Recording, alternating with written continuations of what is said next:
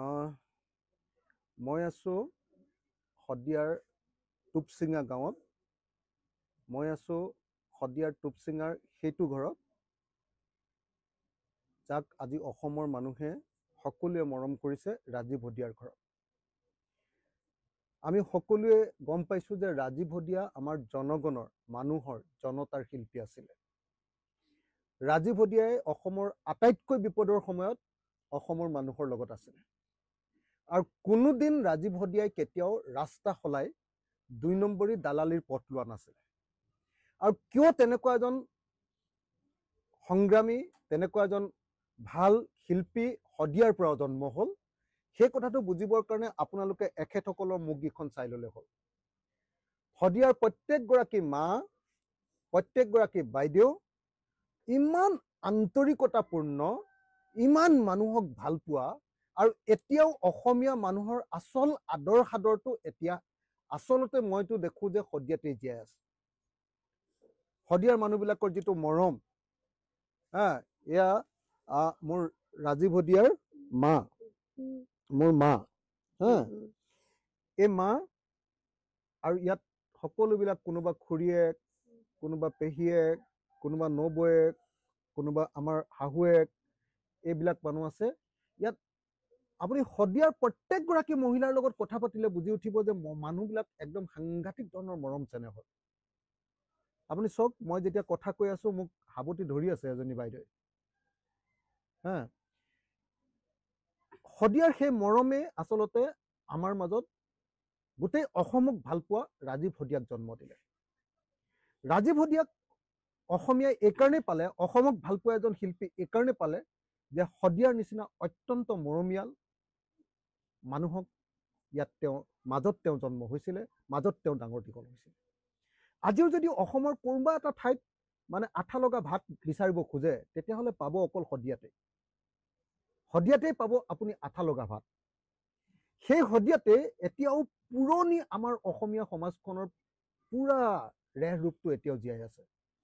আৰু সেই শদিয়াৰ মানুহৰ মাজতে মই আছোঁ, আৰু সেই শদিয়াৰ মাজৰ পৰাই জন্ম দিছিলে এজন সুসন্তান, অসমৰ এজন খুব ভাল শিল্পী ৰাজীৱ হদিয়া। ৰাজীৱৰ নামটো আচলতে কি আছিলে? ৰাজীৱ গগৈ।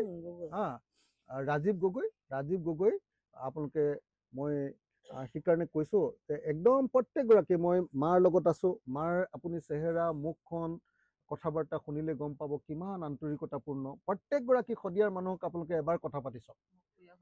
এইজনী খুৰীয়েক, ডাঙৰ খুৰীয়েক, এয়া সৰু খুৰীয়েক, সেয়া বৰমায়েক, হয় নে নহয়? এজনী ভনীয়েক, ভাই বোৱাৰী, ভনীয়েক, প্ৰত্যেকজনীয়ে এতিয়া কান্দি আছে, ৰাজীৱৰ কাৰণে কান্দি আছে, আমাৰ মৰমৰ শিল্পী ৰাজীৱৰ কাৰণে কান্দি আছে। ৰাজীৱে এইকাৰণে মানুহক এৰি থৈ যাব নোৱাৰে, কাৰণ সি শদিয়াত জন্ম হৈছে। ৰাজীৱে এইকাৰণে মানুহক এৰি থৈ যাব নোৱাৰে, মানুহৰ আটাইতকৈ বিপদৰ সময়ত সি লগত আছিলে, আৰু জনতাৰ হৈ প্ৰতিবাদ কৰিছিলে, জনতাৰ হৈ প্ৰতিবাদী গীত গাইছিলে, প্ৰকৃত শিল্পী হৈছিলে। এইকাৰণে প্ৰত্যেকজনী শদিয়াৰ মানুহৰ চকুত আপোনালোকে যদি চায়, সেই মৰম, সেই কান্দোন, সেই আকুলতা, সেই আটাইবিলাক বস্তু আপোনালোকে, সেই সৰলতা আপোনালোকে দেখিবলৈ পাব। সেইকাৰণে মই আপোনালোকক সকলোকে কৈছোঁ, আহক আমি সকলোৱে অসমৰ এজন সুসন্তান, অসমৰ জনতাৰ শিল্পী, অসমৰ মানুহৰ হৈ মাত মতা ৰাজীৱ হদিয়াক আমি জীয়াই ৰাখোঁ। মোৰতো জীৱনৰ আটাইতকৈ ডাঙৰ কথাটো, কা আন্দোলনত যেতিয়া মোক NIA ধৰিছিলে, যেতিয়া মোক UAPAত ৰাষ্ট্ৰদ্ৰোহত দি দিছিলে, তেতিয়া চব মানুহ মোৰ পৰা আঁতৰি দিছিলে। বহুত মানুহ, মোৰ চিনাকি মানুহবিলাক, ডাঙৰ ডাঙৰ মানুহবিলাক মোৰ পৰা আঁতৰি দিছিলে। তেতিয়া মোৰ হৈ গীত গাইছিলে ৰাজীৱ হদিয়াই। মোৰ হৈ গীত গাইছিলে ৰাজীৱ হদিয়াই। মই ইয়ালৈ যেতিয়া আহিছোঁ, ভনীজনীয়ে, ৰাজীৱৰ মানুহজনীয়ে মোক কৈছে, ককাইদেউ, তো আপোনালোকৰ বিষয়ে যে গীত গাব নোখোজে, ৰাজীৱে আপোনালোকৰ কাৰণে গীত গাবলৈ বহুত ভাল পাইছিলে। মই সেইকাৰণে শদিয়াৰ মানুহৰ প্ৰতি মোৰ শ্ৰদ্ধা, মোৰ মৰম, মোৰ চেনেহ, মই যাচিলোঁ। শদিয়াৰ মানুহক সঁচাকৈ ভাল পাওঁ, ইমান ভাল লাগে শদিয়াৰ মানুহবিলাকৰ লগত কথা পাতি। এনেকুৱা আন্তৰিকতা অন্য ঠাইত ক'তো নাপায় আপুনি। আৰু সেইকাৰণে ৰাজীৱ হদিয়াৰ ইয়াত জন্ম হৈছে।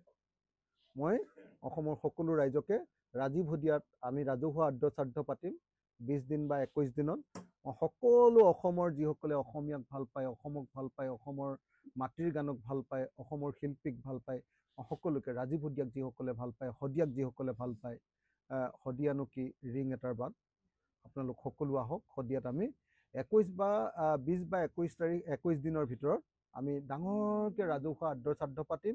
আমি সকলোৱে একেলগতে ৰাজীৱ শদিয়াৰ গুণগান গাম, ৰাজীৱ শদিয়াৰ বিষয়ে কথা পাতিম, ৰাজীৱ শদিয়াক আমি স্মৰণ কৰিম। মই সকলোকে আহিবলৈ মাতিছোঁ।